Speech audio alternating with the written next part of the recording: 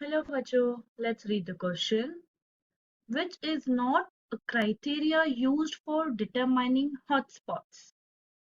Number of endemic species, degree of habitat destruction, having traditional strategy for protection of biodiversity, degree of exploitation.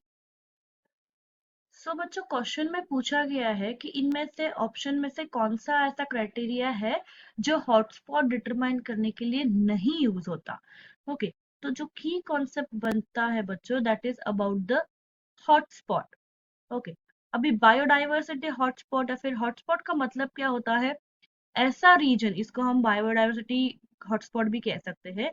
तो ऐसा geographical region जहाँ पे बहुत ज्यादा मात्रा में बायोडाइवर्सिटी पाई जाती है, हाई बायोडाइवर्सिटी, और जिसके साथ ही एंडेमिज्म भी आता है। एंडेमिज्म या फिर एंडेमिक का मतलब क्या होता है कि जहाँ पे कुछ स्पीशीज जो है वो एक्सटिंक्ट होने पे है और वर्ज ऑफ एक्सटिंक्ट पे है, और एक किसकी वजह होता है? Due to different different threat of destruction, because of threat of destruction.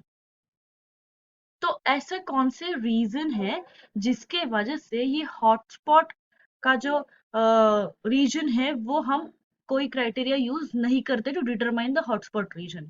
अब क्राइटेरिया ऐसा जो होता है कि जिसको हम हॉटस्पॉट कहेंगे वो तो है, देखेंगे कि जहाँ पे बायोडाइवर्सिटी ज्यादा हो, जहाँ पे अलग अलग तरीके के प्लांट्स और एनिमल्स मिलते हो, और जहाँ पे अलोंग विथ वर्सटैलिटी ऐसे स्पीशीज हो जो कम नंबर में बचे हुए हैं, एंडेमिक स्पीशीज जिसको हम कहते हैं।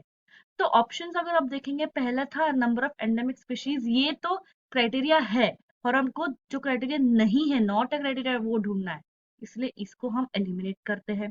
देन है डिग्री ऑफ हैबिटेट डिस्ट्रक्शन। जैसे मैंने पहले कहा कि थ्रेट ऑफ डिस्ट्रक्शन भी एक क्राइटेरिया बनता है टू डिटरमाइन द हॉटस्पॉट, क्योंकि जितना ज्यादा उस हैबिटेट को हम डिस्ट्रॉय करेंगे, वहां की स्पीशीज जो है वो एक तो एलिमिनेट होते जाएंगे या फिर पूरे की तरफ माइग्रेट होते जाएंगे, पूरी पूरे की पूरी बाकी स्पीशीज। तो जहाँ पे भी हैबिटेट डिस्ट्रक्शन हो रहा है तो वो भी एक क्राइटेरिया बनता है। तो ये क्वेश्चन, ये ऑप्शन जो है यहाँ पे एलिमिनेट होगा, क्योंकि ये क्राइटेरिया है और हमें नॉट अ क्राइटेरिया ढूंढना है। थर्ड बोलता है कि having traditional strategy for protection of biodiversity. तो थर्ड जो है वो प्रोटेक्शन की बात कर रहा है। करेक्ट। हॉटस्पॉट जो है वो ऐसे एरिया होते हैं जहाँ पे एंडेमिज्म है, जिनको प्रिजर्व करने की जरूरत होती है। तो यहाँ पे प्रोटेक्शन ऑफ बायोडाइवर्सिटी के यहाँ पे जो स्ट्रेटजीज यूज किए हैं, ट्रेडिशनल स्ट्रेटजी, ये भी एक क्राइटेरिया नहीं बनता, क्योंकि strategies is for protection and not for determining. ये डिटर्मिनेशन के लिए होते हैं, सॉरी डिटर्मिनेशन के लिए नहीं होते हैं, बट प्रोटेक्शन के लिए होते हैं। इसलिए हम इसको सही ऑप्शन मानते हैं, क्योंकि ये क्राइटेरिया नहीं है हॉटस्पॉट डिटरमाइन करने का। ये एक मेथड हो गया, ये एक ट्रेडिशनल स्ट्रैटेजी हो गई जिससे हम हॉटस्पॉट को प्रिजर्व कर सकते हैं, बट ये क्राइटेरिया नहीं है।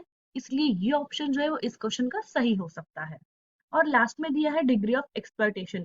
किसी भी एरिया को कितनी तरह से एक्सप्लॉइट किया है बाय द ह्यूमन, मतलब कितने हम उसका उपयोग करते करते हुए फॉरेस्ट को, नेचर रिजर्व को हम डिस्ट्रॉय कर रहे हैं।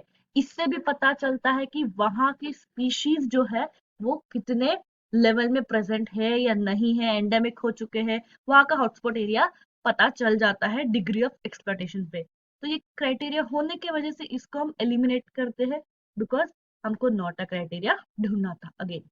तो इसका करेक्ट ऑप्शन हो जाएगा answer 3। Hope you understood well. Best of luck.